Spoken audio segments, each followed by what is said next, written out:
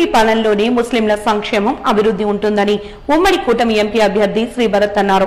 దక్షిణ నియోజకవర్గం మైనార్టీ నాయకులు షేక్ జుబేర్ ఆధ్వర్యంలో ముస్లిం పెద్దల ఆత్మీయ కలయిక గురువారం ఓ హోటల్లో జరిగింది.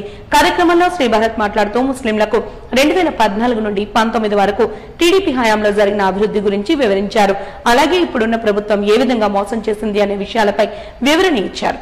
ముస్లింలను కేవలం ఓటు బ్యాంకు కోసం విడదీసి వాడుకుంటున్నారన్నారు.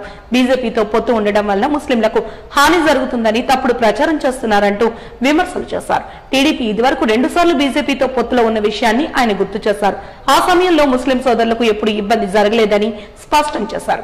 చంద్రబాబు పాలనలో ముస్లిం సోదరులకు రంజాన్ తోఫా, హజ్ యాత్ర వంటి పథకాలు తిరిగి ప్రారంభిస్తామని హామీ ఇచ్చారు. ముస్లిం నిరుద్యోగ యువతకు ఉద్యోగాలు ఇచ్చి పేదరికాన్ని పోగొట్టేందుకు ప్రయత్నం చేస్తామని తెలిపారు. ప్రభుత్వం ఇచ్చే పథకాలు ప్రజలను ప్రయోజకులుగా చేయకుండా సోమరిపోతులను చేస్తున్నాయంటూ ఆవేదన వ్యక్తం చేశారు.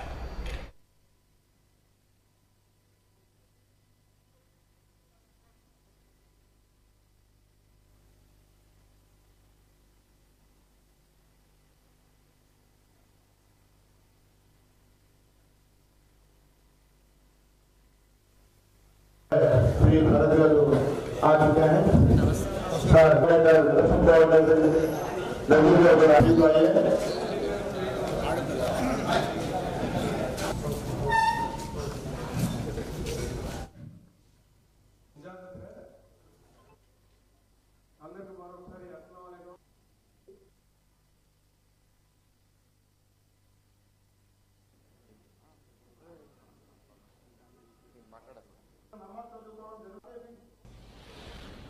सिक्योरिटी थ्रेट ఉంది ఎలాంటి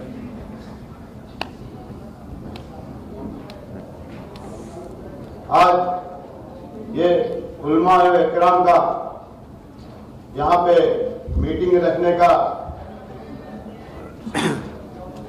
पहला जो मामला है, क्योंकि उलमा व इकराम जो भी काम चालू किया जाता है अल्हम्दुलिल्लाह अल्लाह का फजल करम से हम लोग खास करके पहला काम उलमा इकराम से चालू किया जाता है। मैं इस पार्टी में नया एक हफ्ता में ज्वाइन हूँ, 1 हफ्ता हो रहा है ज्वाइन के। आज अल्लाह का फजल करम से आज तक भी जो भी काम चालू किया हूँ చాలా విషయాలు స్పష్టంగా చెప్పారు. మళ్ళీ నేను కూడా రిపీట్ అవ్వాలి.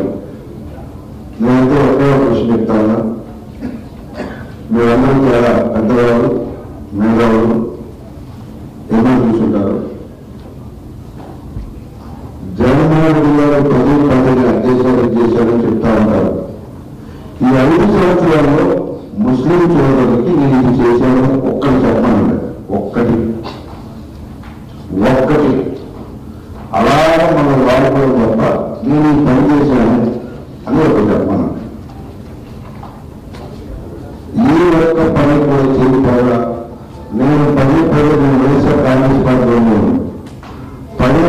నిజంగా ఒకటి ఉత్తరాంధ్ర ఒక్క పని లేదు, ఒక్క పని ఉందంటే కనీసం పట్టించుకునే పరిస్థితులు ఒక్క పని కూడా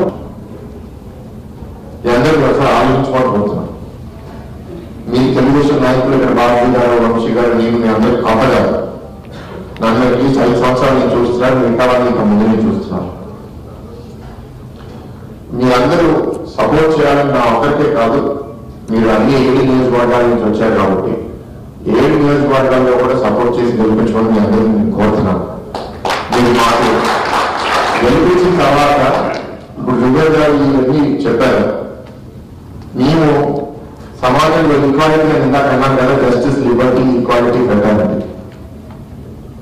అందరికీ వాళ్ళ సంఖ్య బట్టి, వాళ్ళ సమస్య బట్టి, మనకున్న అవైలబుల్ రిసోర్సెస్ బట్టి, ఎందుకంటే కావాల్సిన డబ్బులు మన దగ్గర వాళ్ళు ఆ రిసోర్సెస్ బట్టి ప్రయారిటైజ్ చేసుకుని తప్పకుండా మస్జిద్ డెవలప్మెంట్ ఎక్కడ చేయాలా, లేకపోతే శ్మశానం ఎక్కడ, మనం బరియల్ సైట్ ఎక్కడ చేయాలా, వీటన్నిటి మీద డెఫినెట్ గా మేము వర్క్ చేస్తాం.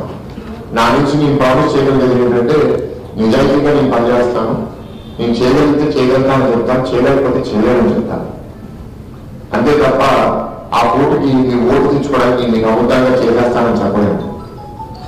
ఎందుకంటే నేను ఇవాళ తెలిసేసి తెలియపరుచుకోవట్లేదు. ఇక్కడ గెలిచి మీకు సేవ చేసి మళ్ళీ 29లో మళ్ళీ ఇక్కడే పోటీ